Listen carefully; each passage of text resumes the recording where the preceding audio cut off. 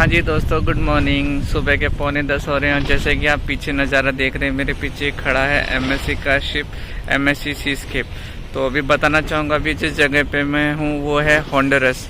और सुबह के 9:45 हो रहे हैं। मौसम जो हो रहा है बिल्कुल बादल बादल हो रखा है, ठंडी थोड़ी हवा चल रही है और जनवरी का महीना हो रखा है। और पीछे आप यहाँ पे देखेंगे तो मेरा शिप खड़ा है नॉर्वेजियन डॉन। और यहाँ से आप देखेंगे तो ये एमएससी का सीस्केप आ गया और ये पीछे हॉन्डुरस का टाउन है। और ये पीछे हल्की फुल्की पहाड़ी कैरिबियन एरिया है। तो अच्छा सुहाना मौसम है, ठंडा नहीं है। और लेकिन मेरी आँख अभी खुली तो मैं ये हुडी पहनकर ही आ गया, जैकेट पहनकर ही आ गया। तो थोड़ी देर के लिए टाइम है थोड़ा घूमने फिरने के लिए। तो थोड़ी फ्रेश एयर मॉर्निंग वॉक हॉन्डुरस में कर रहा हूँ। तो इसके लिए थैंक यू सो मच दोस्तों। मिलते हैं आपसे नेक्स्ट वीडियो में। See you, bye bye, take care.